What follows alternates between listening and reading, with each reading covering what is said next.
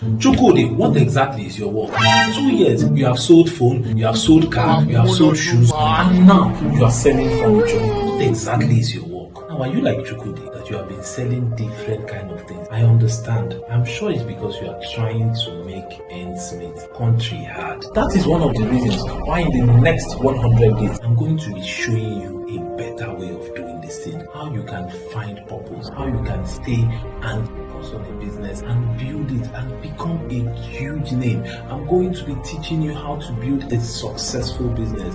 And even if you decide that you want to go online and you want to diversify, I'm going to be showing you exactly how to do it. And also I'm going to be fixing that mindset of yours that has been taking you pure. Join me on this 100-day journey. It's absolutely free. Titled Mind and Money. I am going to be teaching you skills that will help you transform not just your mind but also your pocket. Click on the link below to get registered. See you there. You know say too much garri dey cause alcohol. And you know say this your garri wey you dey take na because of Satan. Now let me show you how you can increase your income. Let me show you ways like stop drinking garri every single day. There are other types of food. There's rice, there's beans, there's chicken, and there's so many other things. But you cannot afford those things if you rely on only one source of income, which is your salary. In the next 100 days, I'm going to be sharing with you how you can make money both from cryptocurrency, forex, and from owning a business. And that is not just all. I'll be adding a bonus on teaching you life skills, how to get out of depression, how to handle breakup, and how to live a best life. If you are interested in turning finance around, click on the link below. Join me on this transformative journey.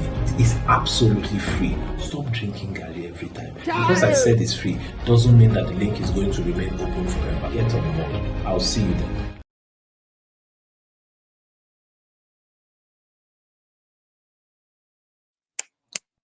All right. Good evening, ladies and gentlemen.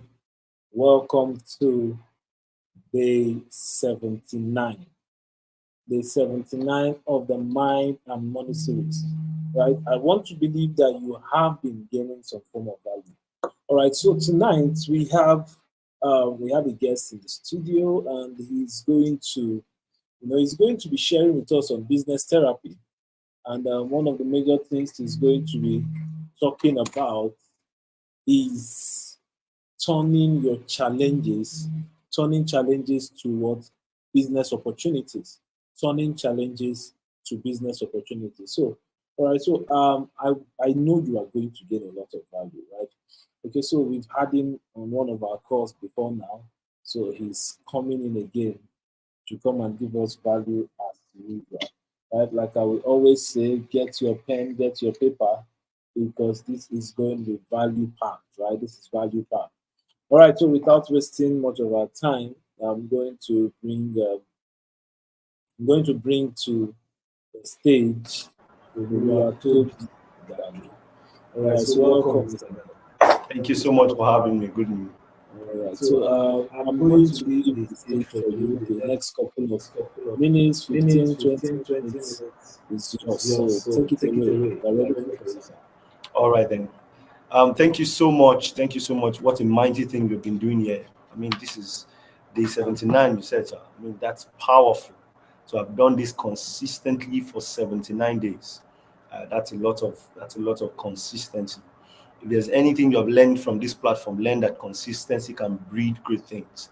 And I give it up to you, sir, for the great things. If you have been following this community, follow well, subscribe, follow the value that's been given so much. We watch the videos, share it with your friends, like it, because you cannot have such great values and not treat it like something that is highly important. So tonight I would encourage you that you give so much time to it, and the rest of the 21 days, you just make up your mind that I'm going to commit to making sure that I can enjoy every value that is available to this platform. So it's important for you to dedicate yourself to that. All right. Once again, I'm Gadu Oluwatobi. I'm a life coach. I'm a trainer. I'm a business consultant. I'm a robotics educator, amongst many other proficiencies. And it's glad to be, I'm glad to be in this space again with you, sharing with great people tonight.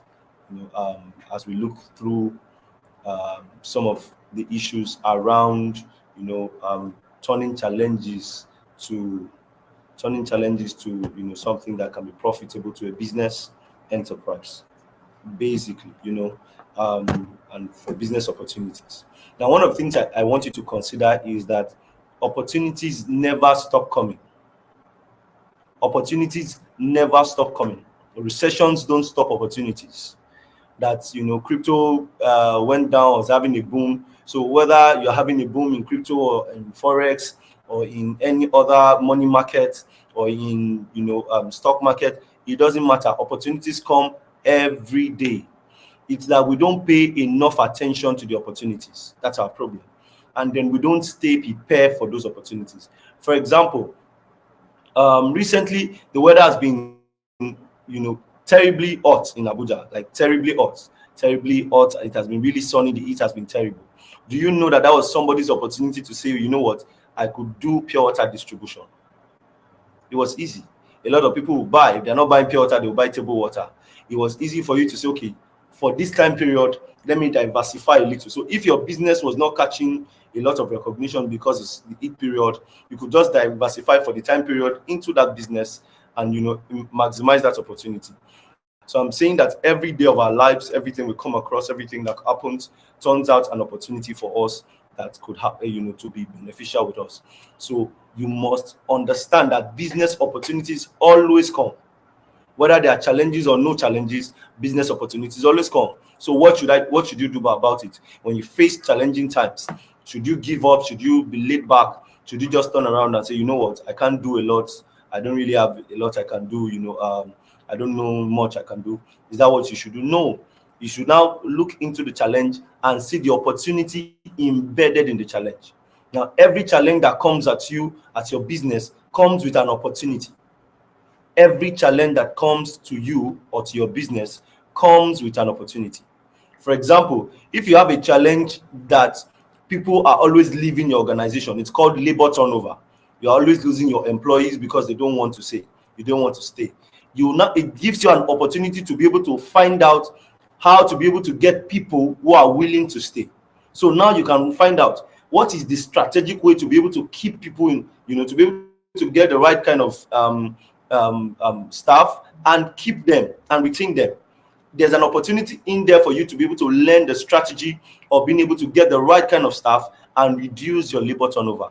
That's something that you can cash in on. You can help other organizations to say, you know what, I have a secret about how to be able to get the right staff for your organization and to be able to keep them, to reduce labor turnover, or from them desiring to leave your establishment. These are some of the things that you must learn. So every challenging time creates an opportunity for you. If you have a challenge with a new policy that government created, don't look at it as a problem that you cannot solve. No problem is unsurmountable. What happens is this: find the opportunity in that challenge. One of the things I like about the topic that we're looking at today is that how to turn challenges to opportunities, not how to turn problems to opportunities. It means that if you define something as a problem, you attack it or work with it as a problem. But when you go through things and you say this is just a challenge, what's a challenge? Something is testing your capacity or your ability to be able to deliver at another level. So once you see the things you face as a challenge and not a problem, what happens is that you start seeing how the capacity in you can match up to that challenge. So if somebody challenges you and say, you know what, you can't make $2 million in a year, that's a challenge. You can't make $2 million in a year. You can now look at, okay, what inner capacities do I have? What abilities can I engage? What opportunities can I look at that can help me meet up with this challenge? So challenges will always come. There's no business that will thrive that you say there will be no challenge. It's a lie. When I do business planning for a lot of people, and we go into the business planning and development, or I develop growth plans for people, one of the things I don't fail to look at is the risk and the mitigation strategies. There is no way you go into a new venture, an existing venture, or you want to scale your business, that there will be no risk involved. There will be challenges that you will face along the way. That's why you now create mitigation strategies on saying, how can I manage this to make it better? For example, there was a business plan I created, a business we created a plan for to be able to work on for a client one time. And this client was going to go into processing, no, sorry, sales of fruits. So the client knew where to be able to get fruits from, a fruit market, and to be able to sell to, high-paying clients who are going to make a demand. The client was going to create an app, do a lot of things, and already had customer clients that were waiting. Then one of the risks we considered is, what if you buy your fruit, and fruits have a very low shelf life. So what if I buy these fruits and I cannot keep them beyond the period because they will spoil and nobody has bought them yet, and I don't want to sell them below cost price. I don't want to sell them for nothing. So what do I do to be able to make sure that, because that's a challenge to the business, that's a challenge to something you're running. So the person, it was a question I brought up, what are you going to do? And the person was like, I don't know, I'll try and sell it back to my market. I'll see if I can find other people to sell it back to. And I said, once you sell cheaply to some people, you have done the wrong thing. They will carry the news and tell other people that you can sell at this price. You're already defaulting, your business operation. And what we're able to come up with as a mitigation strategy, which became an opportunity for the business, was that she can actually take those fruits that she can't sell and give it at a discount to people who do smoothies, or even decide to go into the smoothie business. So it was two things. Either she can decide to go into the smoothie business, or she can decide to, meet people who do smoothies and say, you know what, I sell this, peradventure you don't have fruits that you want to get. I can actually help you get fruits and, get it across to you at a discounted price. So, and that was what she did. And so instead of having fruits that will now waste because clients have not purchased, she already had another opportunity again. So she was not just servicing the clients that were going to buy the fruits directly, she was also servicing the clients who do smoothies and other things that, other kind of drinks that has to do with fruits. And that was a business opportunity for her. So what happened was, eventually she even had more of the people who were doing smoothies were now the major clients, and the people who were buying the fruits became the minor clients. So sometimes there are many opportunities lurking around the challenges that you may face around, the businesses that you do. So if you're going to turn a challenge to a business, what are the things you must note? Number one, we said that there is always business opportunities. There are always opportunities that will come your way. Believe it. Opportunities will always come your way. Every time. Opportunities will always come your way. There will be some opportunities that you have. It's because you don't interpret it as an opportunity. For example, when we talked about this evening, I was thinking about the fact that, do you know that there are people who don't like queuing up for fuel? I mean, I don't like queuing up for fuel. A lot of times I just gather there and I have to queue up for a long time to be able to get fuel. So if I had an app now that tells me you can go to this filling station now to purchase fuel within this period to this period because there's no longer queue. Do you know that if I have an app that just monitors different filling stations within my area and can tell me the level of queue level that is there, I can know which filling station to go to and not queue up for fuel if I'm in the east particularly. Don't you get it? So the fact that presently they may not, a lot of filling stations may be queuing up for fuel can be an opportunity for me to be able to say, you know what, there are people who want to be able to make sure that they're in the east, they can pay higher, they're willing to pay the top tier clients who want the same fuel price or who want the same quality of fuel, but they don't want to queue. So let me create an app that does this. It just gives them signals about which filling station is filled up at the time, which filling station is empty. In fact, even for others, you can give them their prices. So they can say, okay, this person is selling at 618, and that person is selling at 635, and that person is selling at 655. Where do I want to go to? Some people, it might not be the queue that is the problem. Some people, it might be the amount that they are buying for. So if you have an app that you create, now there's the challenge that people are going through. But that opportunity, that challenge is the reason why you can have an opportunity to be able to help people solve problems. Secondly, so again, opportunities will always come. Business opportunities are always available to you. It's how you are able to recognize them per time. Secondly, the second thing I want to let you know is that you must identify that the things that come at you are not problems per se, they are challenges. You must know that they are not problems per se, they are challenges. If you don't identify them as challenges, then you begin to look at them as a problem and they stress you out. If you look at them as a challenge, it makes it easier for you to look into yourself, into your business organization, and say, you know what, this thing is challenging our capacity as a business. How can we solve it? How can we solve it? How can we make it better? You know, for example, one of the things I noticed that some of the banks, some of the top tier banks did, particularly First Bank, if I must say, one of the things I noticed that they did a while ago, some like 3-4 years ago. Now, First Bank those years used to have a lot of people crowd their branches. You know, a lot of people used to come into the branch and there would be a lot of crowd. So most people didn't like going to, First Bank some days. So what they did, and then a lot of clashes used to come from their clients or their customers to their representatives, their staffs and employees. So what they did was they put the branch customer care officer, they put the office right beside the teller. Every branch, so that when you have a complaint, the customer care manager is already there looking at them. The customer care manager is correcting the things, walking up to them. I remember some other banks like GT Bank and some other banks did the same thing too. What they did was they now had other representatives they employed. So it's not just they don't just leave you on the queue. They had other representatives who are outside and talking to the people on the queue. Say, sorry, what do you need? What can we help you with? Oh, sorry, what do you need? What can we help you with? Just imagine that you queue up on a line for 45 minutes, 1 hour, only to get to the representative to find out that what you queued for, the line you queued on was not the person who was going to answer you. I mean, I would be angry. It would be frustrating. I can't queue up for 1 hour and then I find out that that was the wrong line. That was the wrong person. So they try to solve those problems because those challenges came at them. They had clients who will come in and need customer care services, and bulk of people will just line up.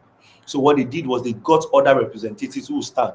Apart from the person who is sitting on the desk, who's attending to the person, you have other persons who are asking, sorry, what can I help you with? And you see that by that, they were reducing the margin of people who kept on queuing in the bank at the time. So those are some of the things that you must be able to turn, find a way around. You must be able to identify that problems are not just problems; they are challenges that if you look into your inner structure or capacity, you can be able to attend. Basically. Now, how do I know that something is an opportunity and something, like a challenge is an opportunity? How do I know that a challenge is an opportunity? One of the things is that you must consider the challenge. You must look into the challenge. You must find out, what exactly am I facing? For example, if a number of your staffs um, are becoming non-responsive to work, and maybe it's because of a cultural problem.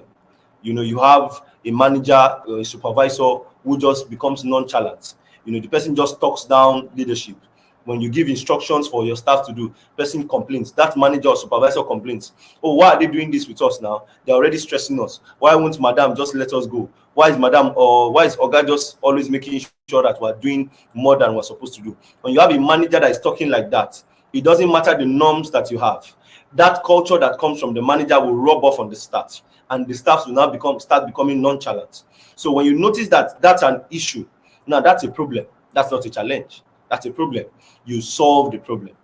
But when you face a challenge, when you face a situation and you know that this is a challenge that can become an opportunity, like I said, you notice that every time people come around you, they are asking for. So let's say you do printing, and every time people come around you, they are saying, please, can we buy t-shirts from you? Please, can we buy face caps from you? Please, can we buy the cups and the mugs from you? Can we buy the things we need? So they are always asking you to say, we don't want to buy these things differently. We want to buy, the things we want to design and also print them at the place at the same time. We want to be able to pay for these services or the product and the service together. Now that's a challenge, because you can start losing clients when they feel like they don't want to stress themselves. They don't want to be buying from here and then be printing here. That's a challenge. It's an opportunity. It's an opportunity that opens up to you to say, okay, you know what I can do now is that I can diversify into procurement of those things. So you can now tell your clients, you can get a lot of those things and say, these things are available. Keep your inventory small and tell them whatever you need, we can purchase it for you. So you have expanded your stream of income. So you are not just making money from printing alone, You're now making money from products, selling products that can be printed upon. These are some of the things. So it's important that you do that. So you must be able to identify. So you look into the situation first and define whether that situation is a problem that needs to be solved or a challenge that can create another opportunity. It's very important. If you try to make an opportunity, a business opportunity out of a problem, you may get into a loss. Let me say that again. If you try to make a business opportunity out of a problem that you need to solve, you may just run into a loss, because you may start trying to create a business opportunity or something that is a minor and stop focusing on your major. It's a problem. It's a problem. So you may get into a loss. However, if you see a challenge that is creating a business opportunity, you will not get, and the business opportunity seems profitable, you look at the feasibility of the business, and you know that it's something that if you engage, it will bring you to a reasonable profit level, you will be able to now expand your stream of income. That's what happens. That's what happens. So it's important. I'd like you to please, if you're listening or watching, I'd like you to please share with somebody, tell them to come online, to come and watch this, tell them to be a part of this meeting, and they'll be blessed as they do so. Also, I'll also like you to, ask if you have questions, please write down your questions as you're watching, so we can attend to them later, and can be able to look at them subsequently. Excuse me. So tonight, what are we considering? We're considering how to be able to turn challenges into what business opportunities. Started by saying that what business opportunities are always available, whether there's economic meltdown, whether something is wrong somewhere, it doesn't matter. Business opportunities are always available. Let me give you a story about what happened and how cowbell was able to marginalize in a market where pig milk was doing a lot, or tin milk was doing a lot. Now, what was realized? Now, what was realized was that some of those players were producing tin milk that people were going to buy. Now, tin milk was really cheap at that time. It was not cheap; it was affordable. That's the language I'm looking for. It was really affordable, but however, there were still families who could not afford it. So Cowbell came out and said, you know what? They came out with a strategy. This is a challenge to us. We cannot play at the same level with these guys. That's a challenge. Our competition has created a brand product that we may not be able to compete with. They have already created a tin product that a space we may not be able to contest actively in. It became a challenge to them. So what can we do about this? How can we make sure that we still stay relevant in the business space without losing our space? So what they did was this. They now did powdered milk. They did powdered milk. A lot of their competitors said, what kind of nonsense is that? They backlashed the idea. How can you be creating powdered milk when there's tin milk? Who would want to buy it? And blah, blah, blah, blah, blah. And they said a lot of things. But as they kept on thriving in that market, they saw that they were making progress.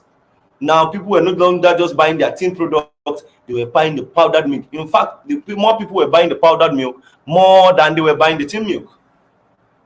This forced their other competitions to say, you know what, I think we need to get back into the situation where we can also start competing in the powdered milk space. If they are taking their challenge as just a challenge that was insurmountable, they would have allowed their competition to bury them under. So they didn't do that. What did they do? They found found a way to be able to say, okay, let's find a way to merge up and create the same product but in a different way to a different target market. And it worked. It worked for them. In fact, I can tell you, because I'm an IT person, I studied computer science in my first degree. I can tell you of not Lenovo. There's this computer. What's their name now? There's a computer brand, actually. They make PCs, personal computers. Hmm? No, it starts with D. I've forgotten the name. Dell computers. Now, Dell computers came up and said a lot of the people were diversifying into the space of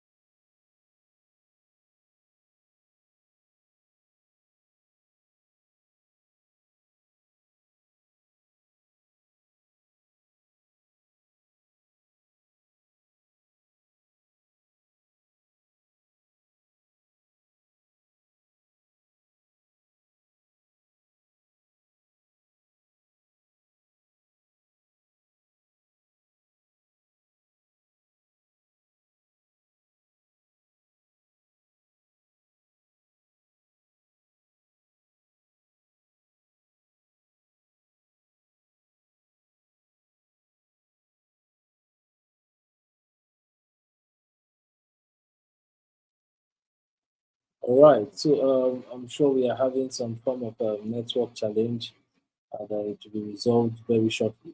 Okay, so I believe you have been gaining some form of value, right? Turning challenges to business opportunities is something that everybody should be looking out for, especially in a country like Nigeria. I usually say Nigeria is one place where almost anything you touch can turn to gold if you can look well enough, right? Okay, I remember when sometime in 2010, after I just graduated, I attended a business school. And one of the things it did was it tricked my mind. I could be working and everything I was seeing was money.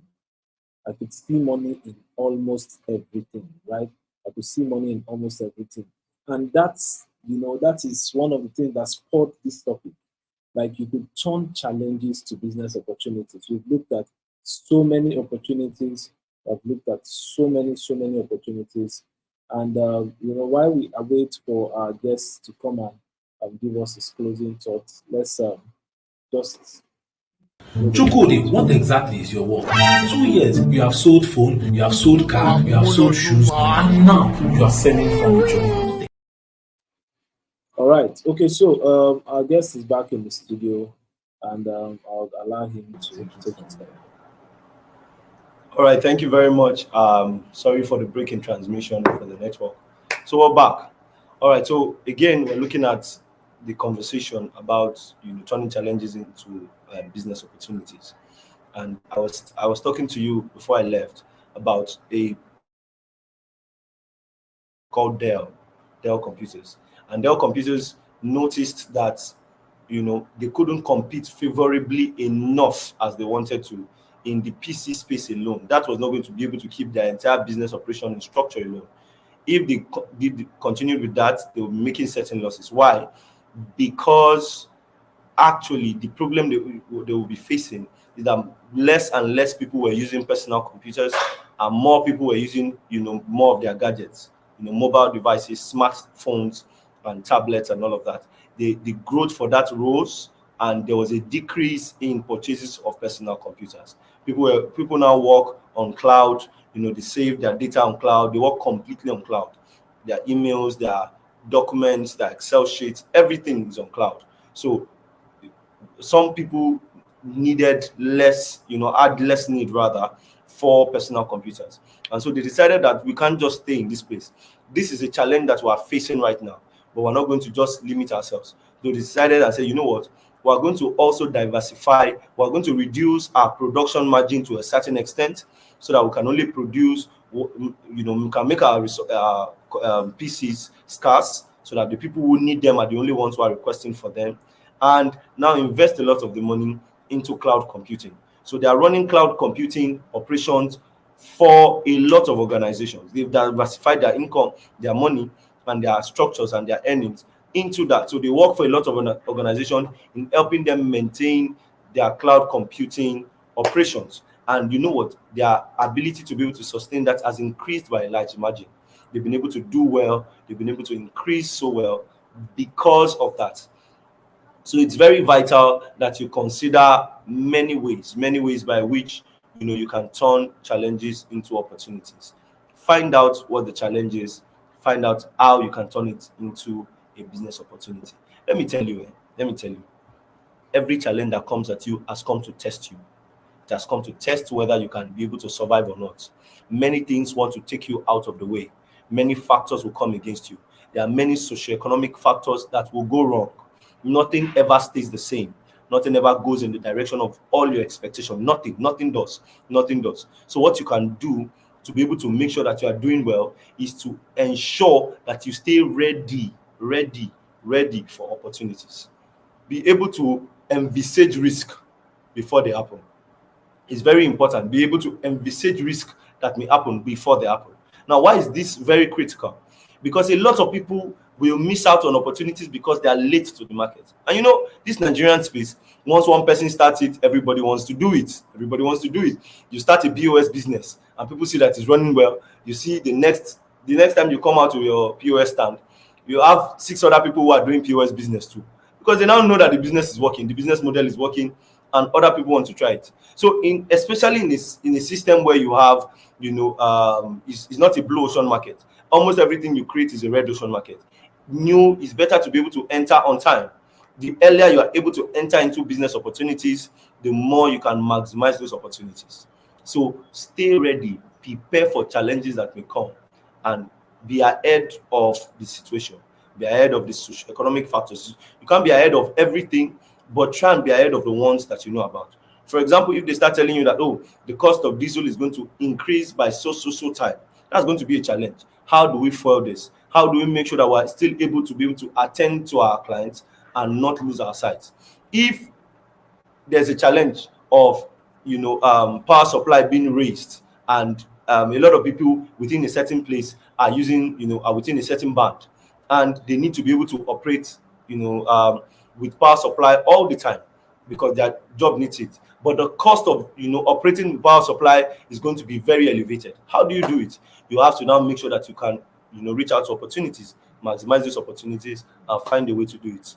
So basically, I want to encourage you that you find ways to be able to look at the challenges, prepare for them. Preparedness is an undeniable factor. Prepare for them, and as you do so, you'll be able to leverage on many things. So challenges won't just come around and put you out of the way. They will actually help you to be able to step further into the new opportunities that is available to you. Thank you so much. All right, thank you very much. I mean, we need to understand that challenges are a part of life. Albert Einstein said, "In the middle of difficulty lies opportunity." In the middle of difficulty lies opportunity. And most times, there's a Chinese proverb. John Kennedy said that in Chinese, when you write the word crisis, right? When you write the word crisis, when you write the word in Chinese, what it represents is two words: danger and opportunity. When the word crisis is written, it represents two words: danger and opportunity. So most times, a lot of people do not understand that in every crisis lies an opportunity. So do not be in a haste, right? Do not be in a haste to start cursing your devils or cursing your village people and all of that. Sometimes in that crisis lies an opportunity. Winston Churchill said that in every difficulty, there are two sets of people. The pessimists will see the difficulty in every opportunity, and the optimist will see the opportunity in every difficulty, right? So it's just how you see it.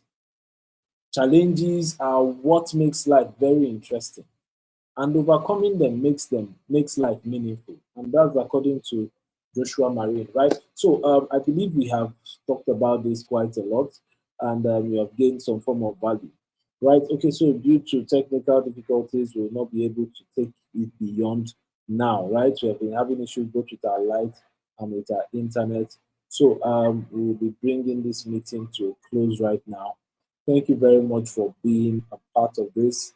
Day 79 has come and gone, and we'll continue with day 80 tomorrow. That is 20 days to go. Thank you so much for being a part of this, and I hope to see you tomorrow when we discuss crypto diaries. Until then, stay safe and God bless you.